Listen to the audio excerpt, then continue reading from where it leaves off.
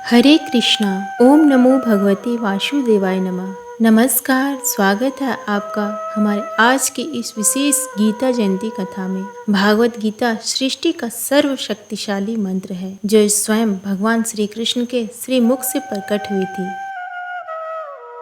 आज मार्गशीर्ष माह शुक्ल पक्ष की एकादशी तिथि है और आज वह महान पुण्यमय तिथि है जब भगवान भागवत गीता का पारकट्य हुआ था। तो आज के दिन इस श्रीमद् भागवत गीता की महिमा कथा को अवश्य ही श्रवण करें।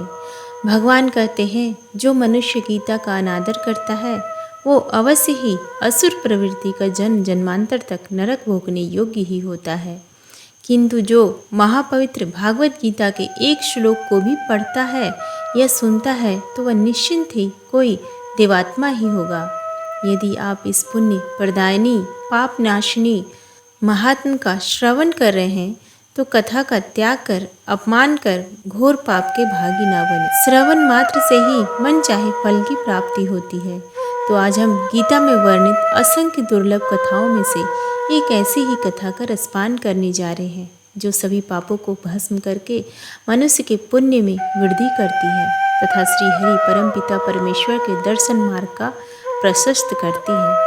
तो प्रिय भक्तगणों, श्री कृष्ण भगवान के चरण कमलों का ध्यान करते हुए आइए इस महान पवित्र पुण्य प्रदायिनी कथा का श्रवण करते हैं। एक समय की बात है, देवी पार्वती ने भगवान शिव से कहा, मेरे प्रिय पति, आप सभी दिव्य शक्तियों को जानते हैं और आपकी कृपा से मैंने भगवान कृष्ण के सर्वोच्च व्यक्तित्व की महिमा सुनी है। हे प्रभु, अब मैं आपसे श्रीमद् भागवत गीता की महिमा सुनने के लिए उत्सुक हूँ, जिसे भगवान कृष्ण ने कहा था और जिसे सुनने से भगवान कृष्ण के प्रति भक्ति बढ़ती है। भगवान शिव ने उत्तर दिया, वह व्यक्ति जिसका शरीर एक काले वर्षा वाले बादल का रंग है, जिसका वाहन पक्षीराज गरुड़ है और जो 1000 सिर वाले नाग अनंत शेष पर लेटा हुआ है, उन भगवान विष्णु जिनकी महिमा की कोई सीमा नहीं है और मैं हमेशा उनकी पूजा करता हूँ। मेरी प्रिय पार्वती, एक बार भगवान विष्णु ने राक्षस मोर को मारने के बाद अनंत शेष पर शांति से आराम कर रहे थे जब ब्रह्मांड के सभी सौभाग्य के दाता श्री लक्ष्मी ने उनसे आदरपूर्वक, भगवान आप संपूर्ण ब्रह्मांड के नियंता और पालक हैं, फिर भी आप इस क्षीर सागर पर दुखपूर्वक सो रहे हैं, इसका क्या कारण है? भगवान विष्णु ने कहा, मेरी प्रिय लक्ष्मी, मैं सो नहीं रहा हूँ, बल्कि मैं देख रहा हूँ कि मेरी शक्ति कितनी अद्भुत ढंग से काम कर रही है। यह मेरी अद्भुत शक्ति है जिसके द्वारा मैं सभी चीज़ों को नियंत्रित कर रहा हूँ और फिर भी अलग रहता हूँ, और यह मेरी इन दिव्य गतिविधियों को याद करके ही है कि महान भक्त और योगी जन्म और मृत्यु के चक्र से खुद को मुक्त करने में कामयाब होते हैं और मेरी उस पारलौकिक प्रकृति को प्राप्त करते हैं जो शाश्वत है और सभी गुणों से मुक्त है। लक्ष्मी बोली, हे समस्त वस्तुओं के नियंत्रक, आप महान योगियों के ध्यान का लक्ष्य हैं। आपके बिना कुछ भी नहीं चल सकता और फिर भी आप पृथक हैं। आप सभी भौतिकी ब्रह्मांडों के निर्माण, पालन और विनाश के कारण हैं। कृपया मुझे अपनी अद्भुत शक्तियों के कार्य के बारे में बताएं जो इतने आकर्षक हैं कि आप भी यहाँ लेटे हुए उनका ध्यान कर रहे हैं।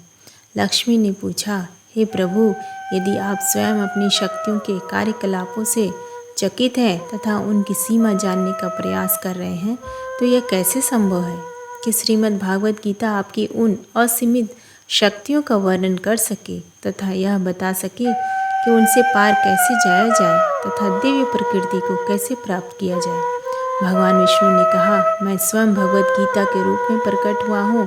कृपया समझिए कि पहले 5 अध्याय मेरे 5 सिर हैं, अगले 10 अध्याय मेरी 10 भुजाएं हैं और 16वां अध्याय मेरा उदर है, अंतिम 2 अध्याय मेरे चरण कमल है। इस प्रकार आपको भगवत गीता के दिव्य विग्रह को समझना चाहिए। यह भगवत गीता सभी पापों का नाश करने वाली है और वह बुद्धिमान व्यक्ति जो प्रतिदिन 1 अध्याय या 1 श्लोक, आधा श्लोक या कम से कम 1/4 श्लोक का पाठ करता है, वही पद प्राप्त करेगा जो सुशर्मा ने प्राप्त किया था। लक्ष्मी ने पूछा, सुशर्मा कौन था? वह किस कुल का था और उसे क्या गति प्राप्त हुई? भगवान विष्णु ने कहा, मेरी प्रिय लक्ष्मी सुशर्मा बहुत दुष्ट और पापी व्यक्ति था। यद्यपि वह एक ब्राह्मण परिवार में पैदा हुआ था, उसके परिवार को कोई वैदिक ज्ञान नहीं था और वह केवल दूसरों को चोट पहुंचाने में आनंद लेता था। वह कभी भी मेरे नामों का जाप, दान देने या अतिथियों का स्वागत करने में शामिल नहीं हुआ। वास्तव में उसने कभी कोई पवित्र कार्य नहीं किया। अपनी आजीविका के लिए उसने पत्ते एकत्र किए और उन्हें बाजार में बेच दिया। उसे विशेष रूप से शराब पीने और मांस खाने में आनंद आता था। इस तरह उसने अपना जीवन व्यतीत किया। एक दिन वह मूर्ख सुशर्मा एक ऋषि के बगीचे में पत्ते लेने गया था। तभी एक सांप ने आकर उसे डस लिया और वह मर गया। मरने के बाद वह अनेक नरकों में गया, जहाँ वह बहुत समय तक कष्ट भोगता रहा। उसके बाद उसे बैल का शरीर प्राप्त हुआ। उस बैल को एक अपंग व्यक्ति ने खरीदा था, जिसने उसे अपनी सेवा में रख लिया था। लगभग 7-8 वर्षों तक वह बहुत भारी बोझ ढोता रहा। एक दिन उस अपंग व्यक्ति ने अपने बैल की पीठ पर बहुत भारी बोझ लाद दिया। वह बहुत तेजी से उस बैल को आगे बढ़ा रहा था कि अचानक बैल गिर पड़ा और बेहोश हो गया।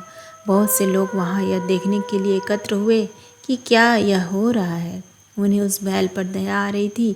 एक धर्मपरायण व्यक्ति ने उस बैल को अपने कुछ पुण्य कर्मों का फल दिया।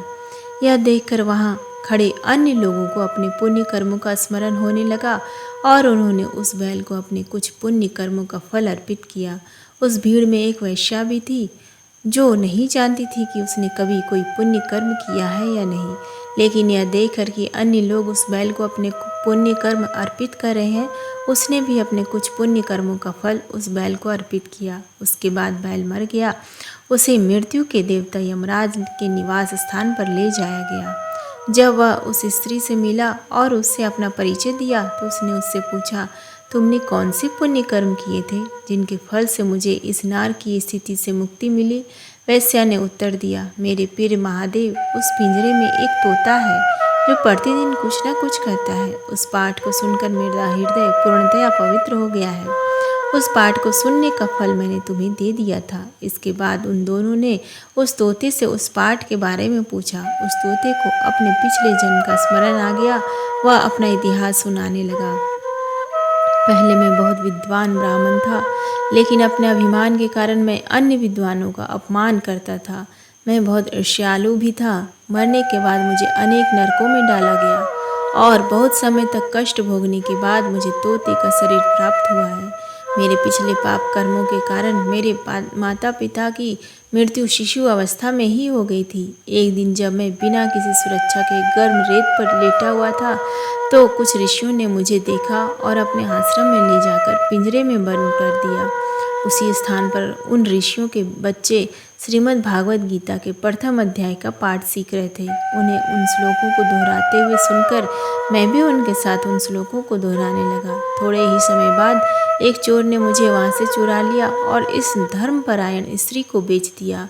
भगवान विष्णु ने आगे कहा, भगवत गीता के प्रथम अध्याय का पाठ करने से वह तोता पूर्णतया पवित्र हो गया था और उस पाठ को सुनने से वह वेश्या भी पूर्णतया पवित्र हो गई थी और उस पाठ को सुनने के पुण्य फल में से कुछ प्राप्त करके सुशर्मा भी पूर्णतया पवित्र हो गया।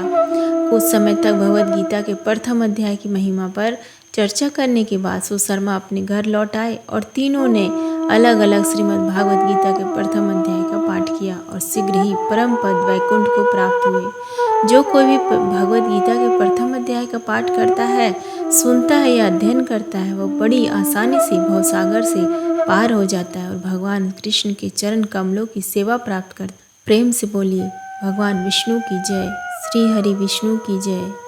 जय श्री कृष्णा। हर हर महादेव। धन्यवाद।